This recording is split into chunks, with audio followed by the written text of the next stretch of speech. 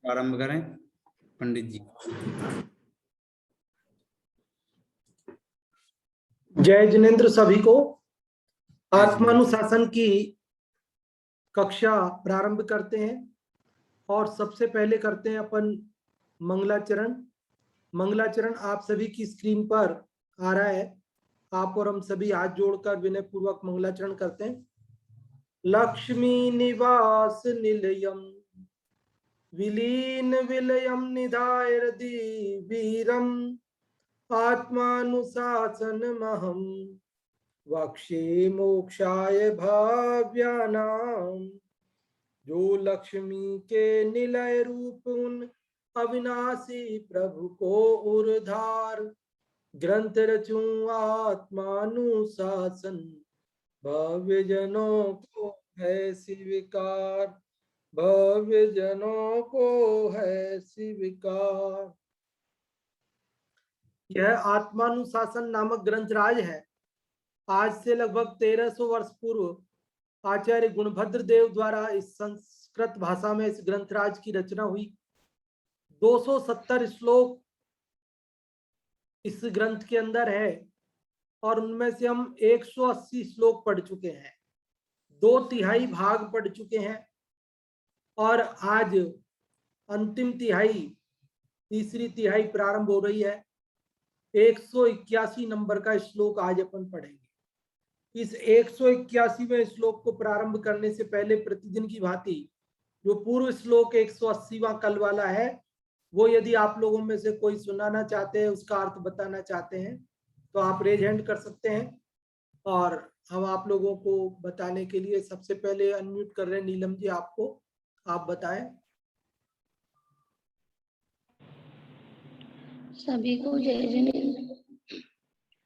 इसमें पिछले श्लोक में बताया गया है कि बंध और मुक्ति का कारण क्या है। तो इसमें बताया गया है कि राग द्वेष से किया गया जो जीव की प्रवृत्ति और अवृत्ति है, वह जीव के बंध का कारण है।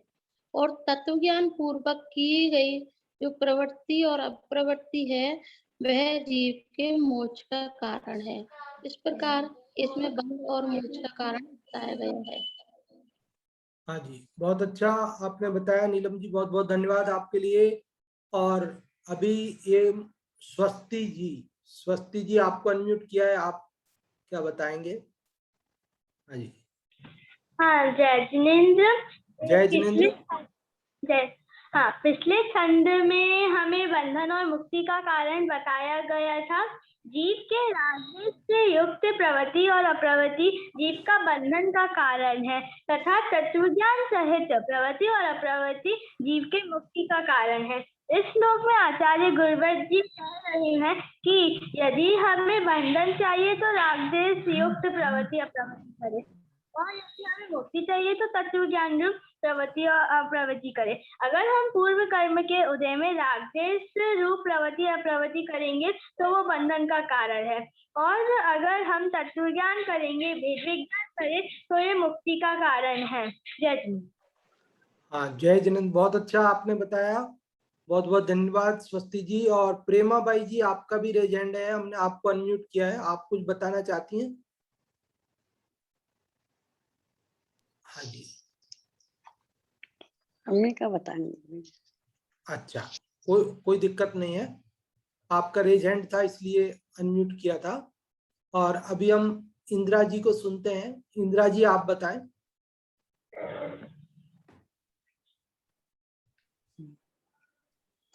जय जिनेंद्र पंडित जी। जय जिनेंद्र। इसमें 180 नंबर के श्लोक में गुणभद्राचार्य देव बंध और मुक्ति का कारण बताते हुए कहते हैं कि राग द्वेष पूर्वक की हुई प्रवृत्ति और अप्रवृत्ति से जीव को बंध होता है, और तत्व ज्ञान पूर्वक प्रवृत्ति और अपवृत्ति करने से जीव का मोक्ष होता है। लेकिन मतलब जब जीव शुभाशुभ मोह का उदय क्षीण होने पर शुभाशुभ भावों में अप्रवृत्ति करेगा और ज्ञान मात्र शुद्धोपयोग में प्रवृत्ति करेगा, तभी जीव को मोक्ष होगा, ऐसा आचार्य देव कहते हैं। हाँ जी, बहुत अच्छा आपने बताया, बहुत पंडित बहुत जी, धन्यवाद। हाँ बोले। जरा एक बार पढ़ के देखते हैं, इसकी लय ठीक से नहीं बन रही है, फिर आप बताना। एक बार पढ़ के बताती हूँ मैं। हाँ जी, पढ़े। राग द्वेष कृताभ्याम जंतुर्बंधा प्रवृत्ति वृत्तिभ्याम तत्व ज्ञान कृताभ्याम ताभ्यामे वीक्षते मोक्षः। हाँ, नीचे की लाइन तो सही हो गई। ठीक है। हाँ, ऊपर की लाइन में आप जंतोर बंधा पे जो रुक गए थे वो रुकना नहीं है। जी, अच्छा। जंतोर बंधे पे नहीं रुकिए, उसको पूरा करिए एक साथ बाद वाले को, एक तो बार पंडित बैठ जी जाए। साहब आप पढ़ के बता दीजिए। हाँ, मैं पढ़ता हूँ। जी, एक बार। राग द्वेष कृताभ्याम जंतोर्बंध प्रवृत्ति वृत्तिभ्याम तत्व ज्ञान कृताभ्याम ताभ्यामेवेक्षते मोक्ष। जी अब पढ़ के देख लें। जी। राग द्वेष कृताभ्याम जंतुर्बंध प्रवृत्ति वृत्तिभ्याम तत्व ज्ञान कृताभ्याम ताभ्यामेवेक्षते मोक्षः। एक ये जंतोर बंध, र आधा है, यहाँ पूरा नहीं है। आप जो उच्चारण कर उसमें र पूरा बोल रहा है। अभी अच्छा, मैं फिर से बता, जंतोर बंधा, जंतोर बंधा, जंतुर्बंध। हाँ, जंतोर जंतुर्बंध। बंधा प्रवृत्ति वृत्तिभ्याम, उसी के साथ बोलिए। हाँ जी, अच्छा। और हाँ, कुछ? चलो, बहुत बढ़िया। आप सब बहुत ध्यान से पढ़ते हैं, बहुत अच्छा लगता है। अभी अपन क्या, क्या एक बार और कोशिश करूं? आवाज।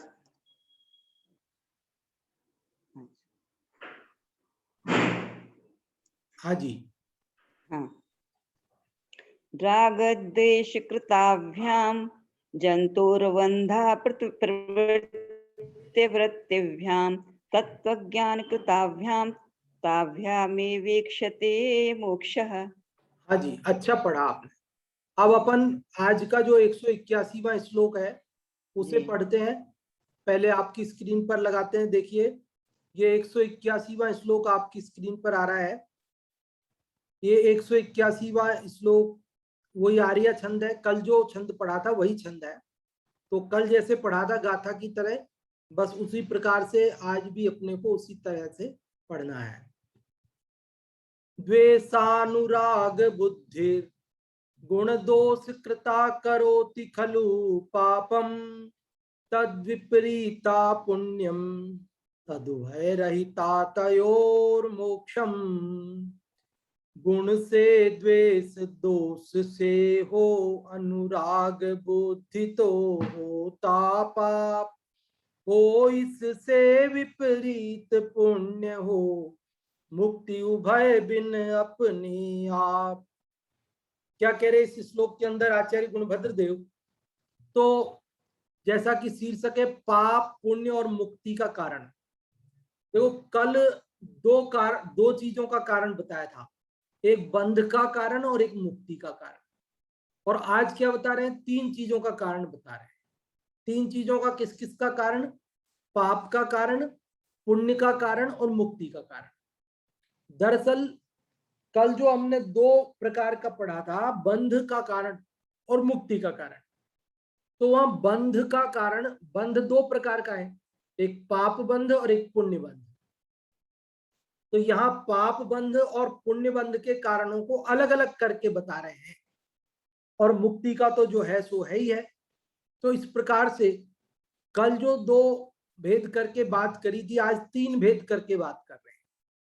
कल उन्होंने बात की थी बंधन की और मुक्ति के कारणों की, और आज कर रहे हैं पाप बंधन के कारणों की, पुण्य बंधन के कारणों की और मुक्ति के कारणों की। तो आप कहेंगे कि ये हमको कैसे याद रहेगा, ये तो बहुत कठिन बात हो जाएगी। अरे कठिन नहीं होगी, बहुत सरल होगी बात। देखो अभी हम बताते हैं आपको, अभी की अभी याद हो जाएगी। द्वेषानुराग बुद्धिर गुण दोष कृता।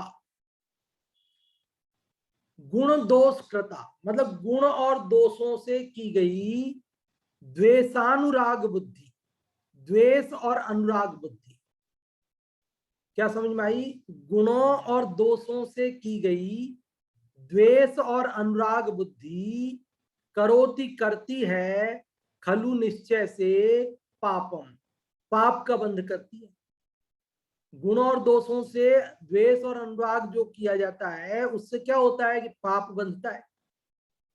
और पुण्य किससे बनता है? तो कहते हैं तद विपरीता पुण्यम, मतलब उससे उल्टा, उससे विपरीत जो है वो पुण्य बंध का कारण है। मतलब गुण दोषों से वहां द्वेषानुराग किया था तो पाप बंध रहा था, तो अब गुण दोषों से अनुराग द्वेष कर, उल्टा कर दो तो वो क्या हो गई? पुण्य बंध का कारण हो गई। और तदुभय रहिता, तदुभय रहिता मतलब उन दोनों से रहित, कि द्वेष से भी रहित और अनुराग से भी रहित, दोनों से रहित जो बुद्धि है वह तयोः मोक्षम, उन दोनों से मुक्ति दिलाती है। किन दोनों से? पाप और पुण्य बंधन, दोनों बंधनों से मुक्ति दिलाती है। ये बात समझ में आई कि नहीं? कितनी सरल बात है। ये कह रहे गुणों और दोषों से द्वेष और अनुराग करना ये पाप बंध का कारण है। इससे उल्टा अर्थात गुणों और दोषों से अनुराग और द्वेष करना ये पुण्य बंध का कारण है। और द्वेष और अनुराग करना ही नहीं, वो जो है मोक्ष का कारण है। गुण दोष के साथ द्वेष अनुराग, मतलब दो चीज है, गुण और दोष दो, और द्वेष और अनुराग भी दो। तो जिस क्रम से गुण और दोष है उसी क्रम से द्वेष और अनुराग को लगाना। पहले क्या है दोष अनुराग में? दो गुण दोष में गुण, और द्वेष अनुराग में पहले क्या है? द्वेष। तो गुणों से द्वेष करना और बाद में क्या है? गुण दोष में से दोष, और द्वेष अनुराग में से बाद में क्या है? अनुराग। अर्थात दोषों से अनुराग करना, अनुराग करना मतलब प्रेम करना, उन्हें अच्छा समझना। तो जब कोई व्यक्ति क्या करता है कि गुणों से द्वेष करता है, गुणों को बुरा मानता है, और दोषों से अनुराग करता है, दोषों को अच्छा मानता है, तो उससे क्या होगा? सरल बात है ना कि पाप बंधेगा उससे। तो और इससे उल्टा करेगा तो इससे उल्टा मतलब क्या कि गुणों से तो अनुराग करे और दोषों से द्वेष करे, मतलब गुणों को अच्छा मानने लग जाए और दोषों को बुरा मानने लग जाए, तो क्या होगा कि पुण्य बंध होगा। और तदुभय रहिता अर्थात दोनों से रहित हो जाए, द्वेष भी ना करे ना अनुराग भी नहीं करे, किसी से कुछ नहीं करे, तो क्या होगा कि तयोः मोक्षम, तयो मतलब उन दोनों से। किन दोनों से? पाप बंधन से भी और पुण्य बंधन से भी, दोनों से मोक्ष हो जाएगा, मुक्ति हो जाएगी, कोई सा भी बंधन नहीं होगा। तो आप इसका अर्थ समझ गए होंगे। एक बार और मैं संक्षेप में बोल रहा हूं, फिर आप लोगों को पूछता हूं कि गुणों से द्वेष करना और दोषों से राग करना यह पाप बंध का कारण है, और गुणों से अनुराग करना और दोषों से द्वेष करना यह पुण्य बंध का कारण है। किंतु राग और द्वेष नहीं करना यह पाप और पुण्य बंधन से मुक्ति का कारण है।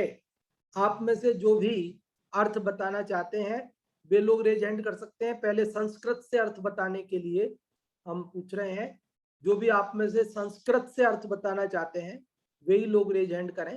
और अभी हम अनम्यूट कर रहे हैं, पहले प्रीति जी आपको, आप बताएं। जय जिनेन्द्र पंडित जी। जय जिनेन्द्र। द्वेषानुराग बुद्धि गुण दोष कृता करोति खलु पापम तद्विपरीत पुण्यम तदुभय रहता तयोर्मोक्षम। इसमें आचार्य गुणभद्र कह रहे हैं कि पाप और पुण्य और से मुक्ति का कारण बताया गया है।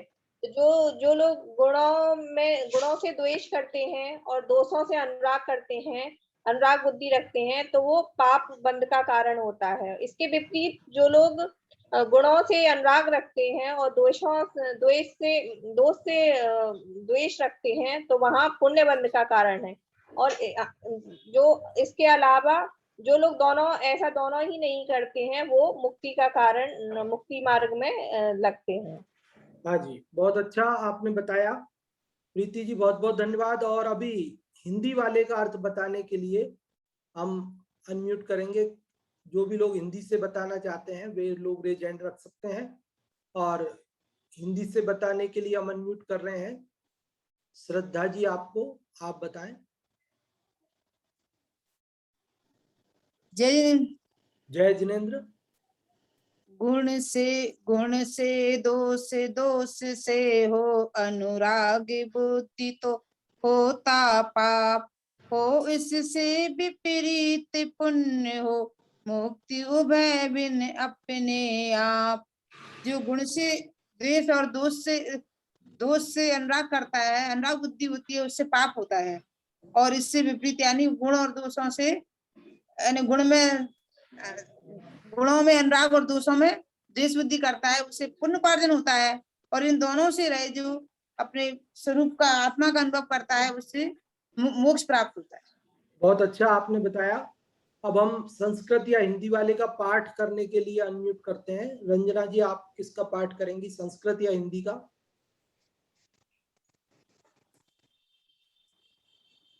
अपनी बार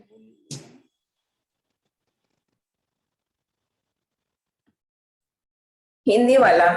हाँ, करें। गुण से द्वेष, देश से अनुराग, बुद्धि तो होता पाप हो, इससे विपरीत पुण्य हो, मुक्ति उभय बिन अपने आप। अर्थ भी बताना है पंडित जी? हाँ, जैसा आप चाहें बता दें, भले, कोई दिक्कत नहीं। इस श्लोक में पाप, पुण्य और मुक्ति का कारण आचार्य देव ने बताया है। उन्होंने कहा है कि गुण से द्वेष और द्वेष अनुराग बुद्धि रखता है तो उससे पाप होता है, और इससे विपरीत मतलब गुण से अनुराग और दोष से द्वेष रखता है उसको पुण्य होता है। पर जो इन दोनों से रहित होता है, राग द्वेष से, उसको मुक्ति का कारण है, वह उसका मुक्ति का कारण। बहुत अच्छा आपने बताया। और अभी संस्कृत का पाठ करने के लिए जो भी चाहते हैं वे रेज हैंड कर सकते हैं। और संस्कृत का पाठ करने के लिए हम अनम्यूट कर रहे हैं मुस्कान और स्वस्ति जी को।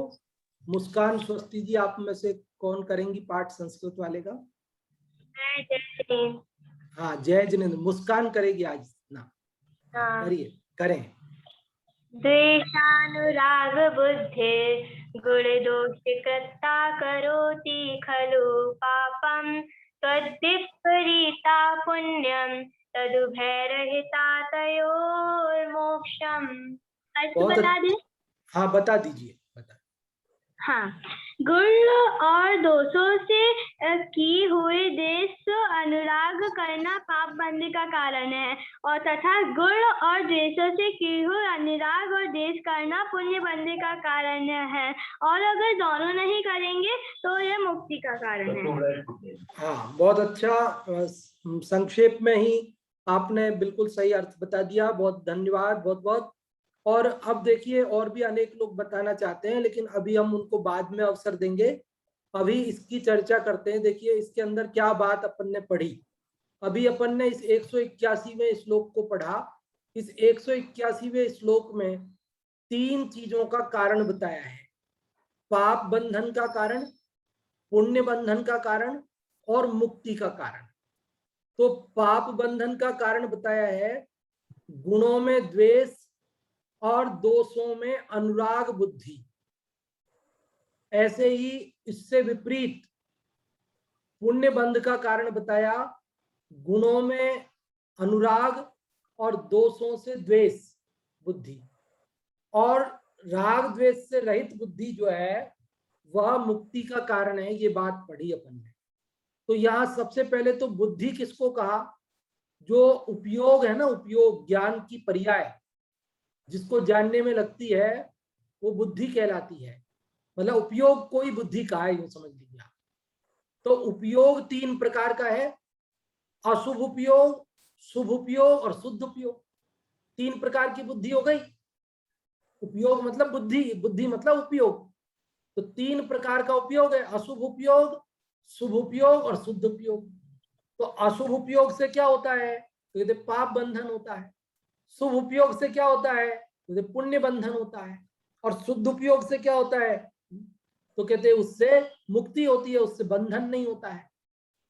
यहां पर उन्होंने कहा गुणों से अनुराग करेगा और दोषों से द्वेष करेगा तो पुण्य बंधेगा।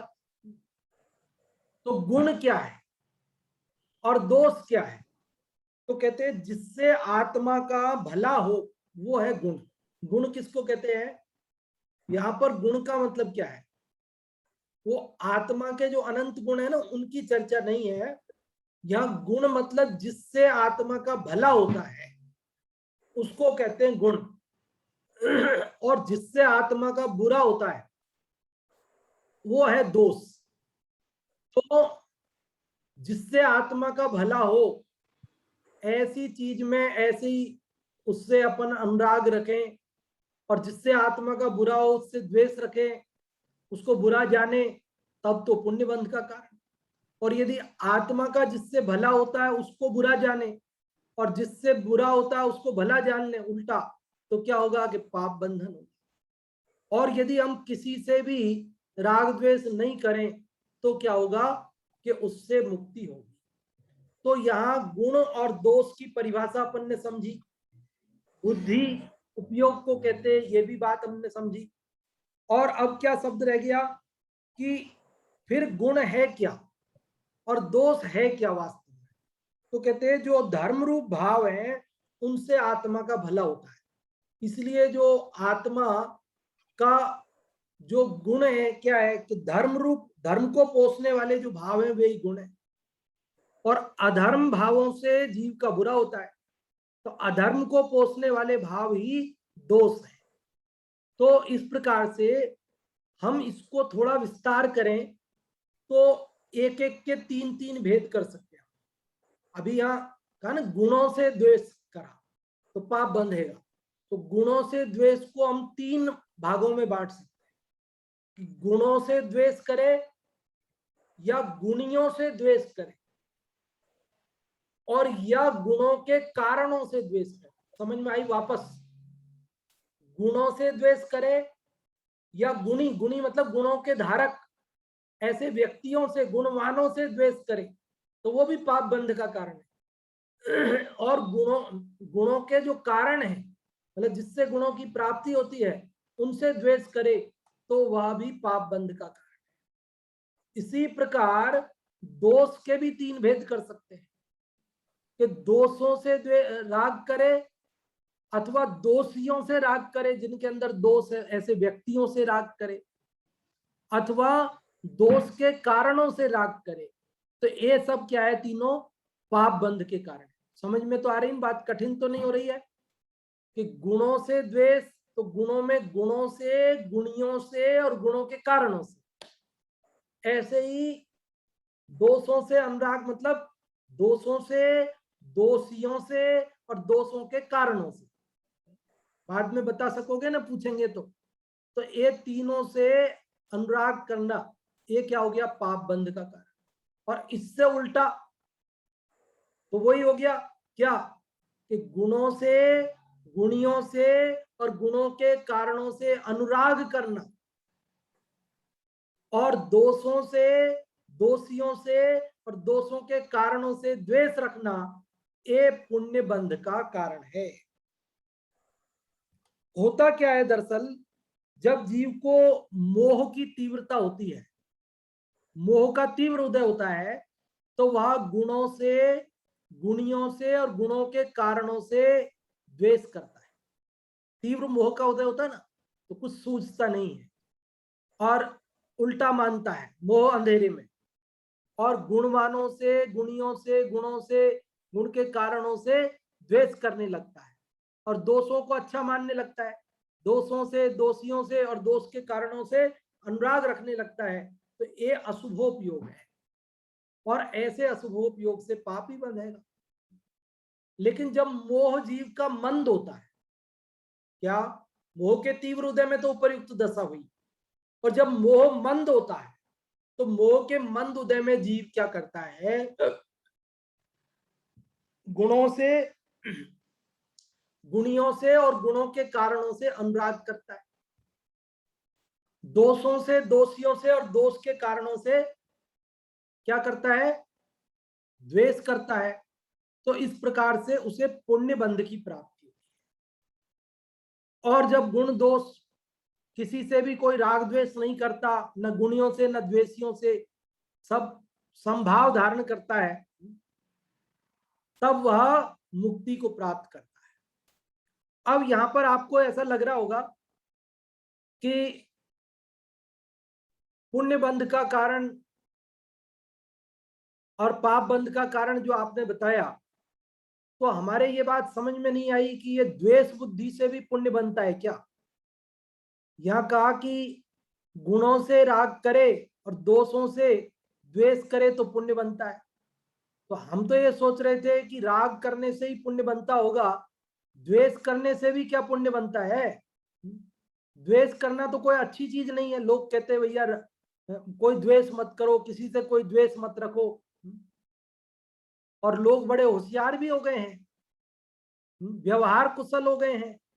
कोई व्यक्ति कितना भी दोष करे, कितना भी बड़ा अपराध करे, कोई भी गलती करे, कोई द्वेष रखता ही नहीं, सब प्रेम रखते हैं उनसे भी। साहब व्यवहार थोड़ी तोड़ा जाता है, ये है वो है, कोई एक शब्द उनके विरोध में बोलता नहीं। तब बड़े ऐसा हो जाते हैं, अरे साहब हम तो किसी की निंदा नहीं करें।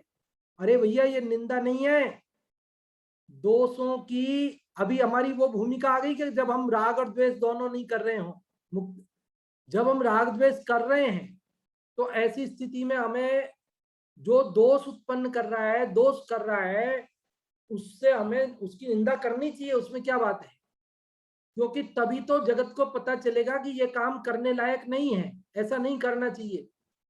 अगर आप उससे भी राग का, प्रेम का संबंध रखेंगे, उसकी भी प्रशंसा करेंगे, तो लोगों को पता ही नहीं चलेगा ना क्या सही है क्या गलत है।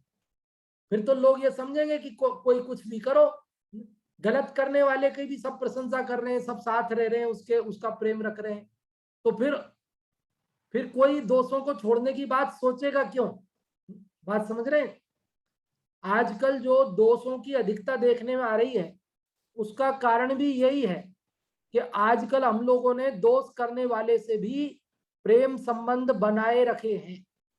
पहले समय में ऐसा होता था कि कोई एक व्यक्ति भी अगर दोष करता था तो समाज, अभी आजकल तो बहिष्कार वगैरह तो सरकार के कानूनों के अनुसार कर भी नहीं सकते हैं, करना भी नहीं चाहिए, लेकिन पहले समय में ऐसा था कि लोग उसे समाज से बहिष्कृत कर देते थे।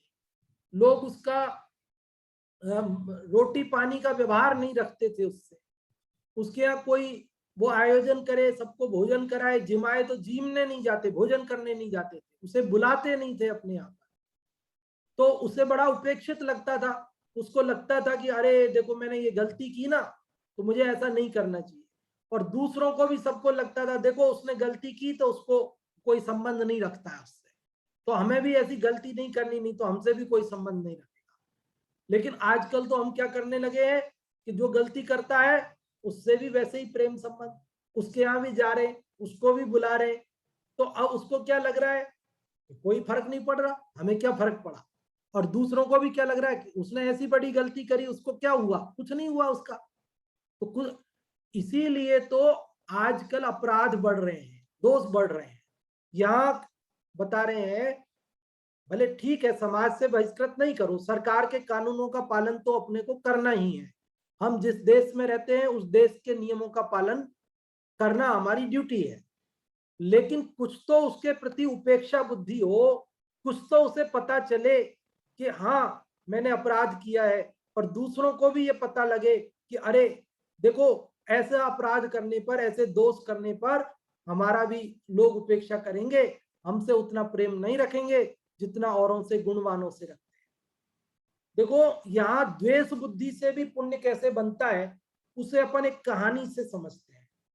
एक कहानी बहुत प्रसिद्ध है, वैसे आप लोगों में से कई लोगों ने सुनी भी होगी। लेकिन बच्चे भी हमारे पास बैठे हैं, बहुत दिनों से हमने सुनाई भी नहीं कहानी। सुनो एक कहानी। एक गुफा में एक मुनिराज ध्यान कर रहे थे। एक गुफा के अंदर एक मुनिराज ध्यान कर रहे थे। वहां एक सूअर बैठा हुआ था गुफा के दरवाजे पर, और उधर से एक शेर आया और उस गुफा में घुसने लगा। तो सूअर ने सोचा कि ये अगर शेर अंदर घुसेगा तो मुनिराज को मार डालेगा, खा जाएगा। तो उसने उसे रोका, सूअर ने उस शेर को रोका। तो शेर रुके क्या, उसने झगड़ा कर लिया, दोनों में युद्ध हो गया, दोनों में झगड़ा हो गया, लड़ाई हो गई। सूअर और शेर दोनों में लड़ाई हो गई। सूअर उसे अंदर जाने नहीं देना चाहता था और शेर अंदर जाना चाहता था। दोनों में झगड़ा हुआ, मारपीट हुई, खून खच्चर हो गए और आखिरकार दोनों मर गए। शेर भी मर गया और सूअर भी मर गया। लेकिन मर के सूअर 5वें स्वर्ग में गया। कहाँ गया? सूअर कहाँ गया? 5वें स्वर्ग में। और शेर कहाँ गया? 5वें नरक में। देखो, लड़ाई दोनों ने की, मारपीट दोनों ने की, खून खच्चर दोनों के हुए, मरे दोनों ही सही। फिर एक स्वर्ग में गया और एक नरक में गया। तो क्या कारण है? कि यही तो कारण है कि वो जो सूअर था उसे द्वेष था उससे। किससे? शेर से। शेर से द्वेष किया ना उसने, शेर को बुरा माना, उससे लड़ाई की, उसको रोका। क्यों? क्योंकि उसे धर्म से अनुराग था, उसे धर्मात्माओं से अनुराग था, उसे गुणों से अनुराग था, उसे अनुराग था मुनिराज से। उसके मन में मुनिराज की रक्षा का भाव था, इसलिए उसे स्वर्ग की प्राप्ति हुई। और शेर को मुनिराज के मारने का भाव था, वह इसलिए नरक में गया। तो देखिए, गुणों से राग रखना, धर्मात्माओं से राग रखना वास्तव में धर्म से ही राग रखना है। इसलिए हमें क्या करना चाहिए कि हो सके तो राग और द्वेष का त्याग करना चाहिए। अच्छी बात तो यह है, अच्छी बात क्या है कि राग द्वेष का पूरी तरह त्याग करके मुक्ति पाना चाहिए। लेकिन जब तक मुक्ति प्राप्त न कर सकें, जब तक राग और द्वेष का पूरी तरह हम अभाव नहीं कर सकें, तो तब तक क्या करना चाहिए कि कम से कम गुणों से द्वेष न रखें, गुणवानों से और गुण के कारणों से द्वेष न रखें। और जो दोष हैं, दोष के कारण हैं, दोषी हैं, उनसे अनुराग न रखें, अन्यथा पाप बंधन होगा। बल्कि क्या करें कि गुणों, गुणवानों और गुण के कारणों से राग रखें, दोष, दोषियों और दोष के कारणों से द्वेष रखें। तो कम से कम हमको क्या होगा कि पुण्य का बंध तो होगा। देखो, दोषियों की निंदा शास्त्रों में भी की गई है। दोषियों की निंदा करना जरूरी है। आप कह रहे होंगे पंडित जी ये क्या सिखा रहे हो, हमको निंदा करना सिखा रहे हो? हमने तो ये सुना है कि किसी की निंदा नहीं करनी चाहिए, कि हाँ, गुणवानों की निंदा नहीं करनी चाहिए, लेकिन दोषों की तो निंदा जरूरी है, तभी तो पता चलेगा कि ये दोष है। हाँ, झूठे दोष अगर किसी पे लगा करके हम निंदा करेंगे तो पाप बंधन होगा। झूठा दोष नहीं लगाए, जिसको हमने देखा नहीं हो, जिसके बारे में हमें पता नहीं हो, जिसका हमें भरोसा नहीं हो, उसकी निंदा नहीं करें।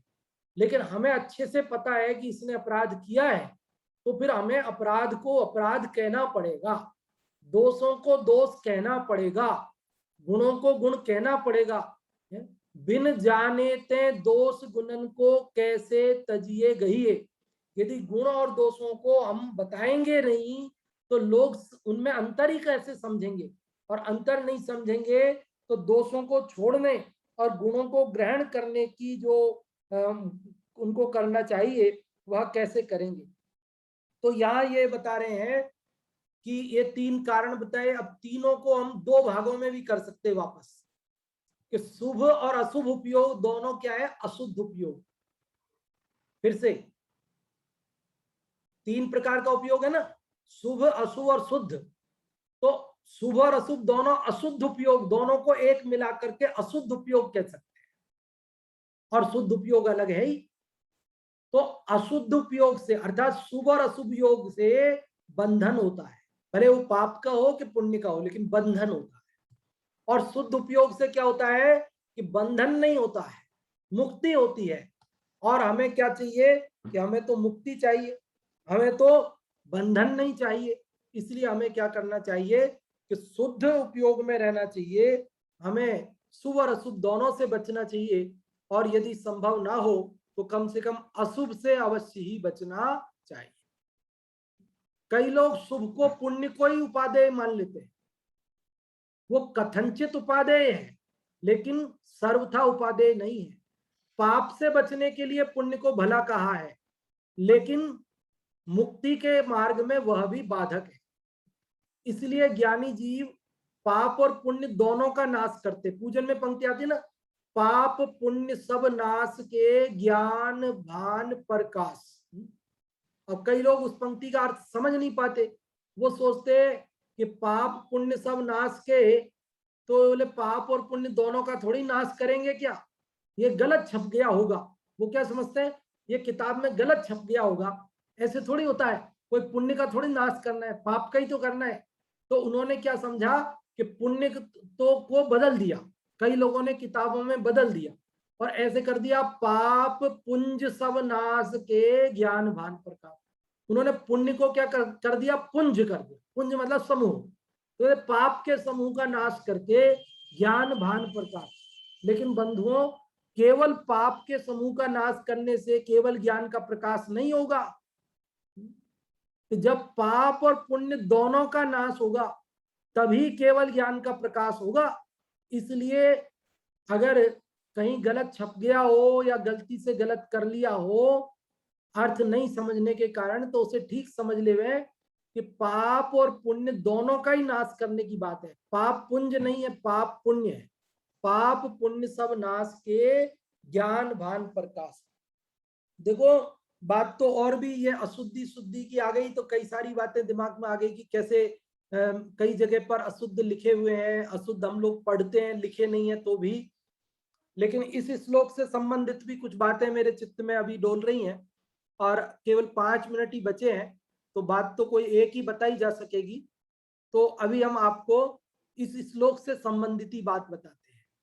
देखो, कई द्वेष बुद्धि से भी पुण्य कैसे बनता है, उसे हम इस प्रकार से भी कहते हैं कि कसाय से भी पुण्य बनता है।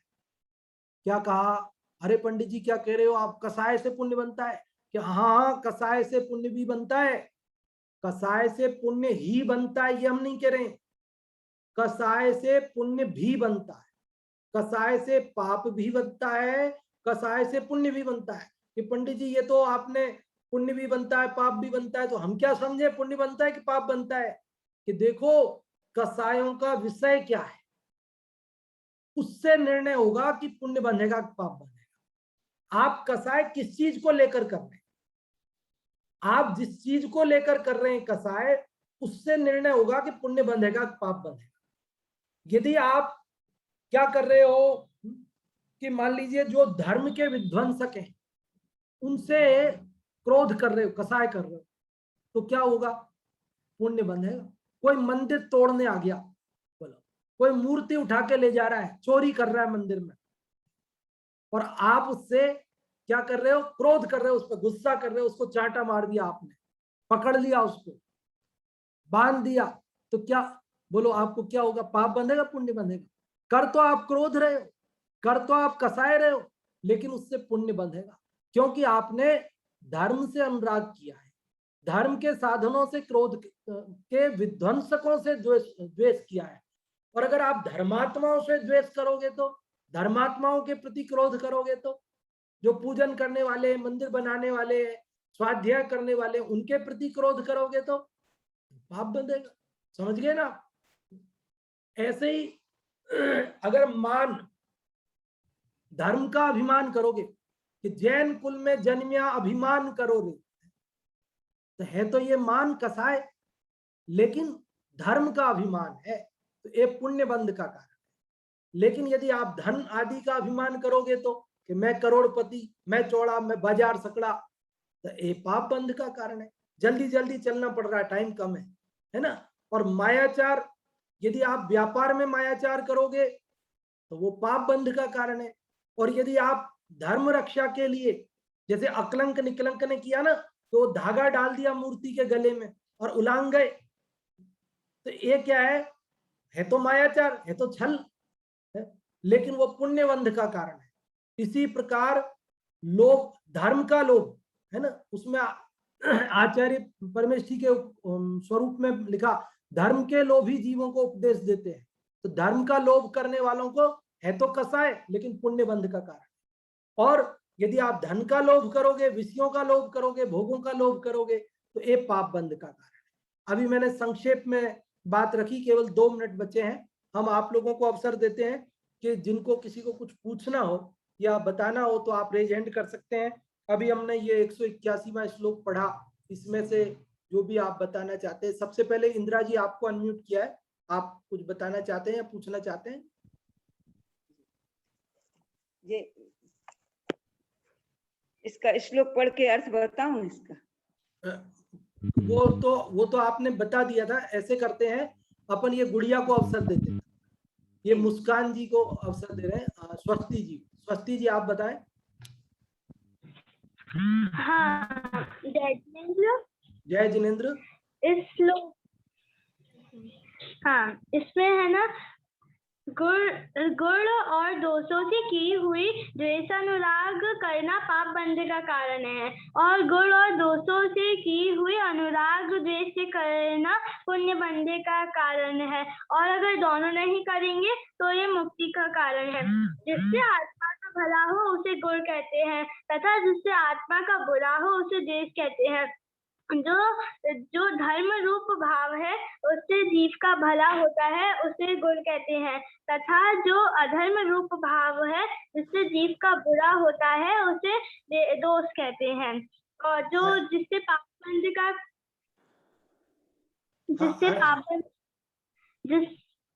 जिससे पापबंध का कारण हो, वो जैसे कोई है जो वो दोष से, दोषियों से, दोष के कारण से अनुराग करता है, तो ये पापबंध का कारण है। और गुण से, गुड़ियों से, गुणों के कारण से जो द्वेष करता है, ये भी पापबंध का कारण है। और जो गुण से, गुड़ियों से, गुणों के कारण से अनुराग करता है, ये पुण्यबंध का कारण है। तथा जो दोषों से, दोषियों से, दोषों के कारण से द्वेष करता है, ये पुण्यबंध का कारण है। जय जी। हाँ जी, जय जिनेंद्र। अभी अपना समय पूर्ण हो गया। आज क्या ज्ञानपति कौन बनेगा ज्ञानपति कार्यक्रम भी है, इसलिए अपन समय अधिक नहीं लेते हैं और अभी जल्दी से आमंत्रित करते हैं अगली कक्षा के लिए पंडित जी साहब को। अगले श्लोक की चर्चा अपन कल करेंगे। बहुत अच्छे अच्छे श्लोक हैं और आप सब उसका लाभ लेते रहें। पंडित जी जय कुमार जी साहब कोटा पधारें और अगली कक्षा नाटक समय सार जी की जो सुंदर चलती है उसे प्रारंभ कराओ। बहुत बहुत धन्यवाद पंडित खेमचंद जी साहब। बहुत सुंदर कक्षा अभी आपकी यहाँ पर चली और अपन अब नाटक समय सार जी की कक्षा प्रारंभ करते हैं। मंगलाचरण की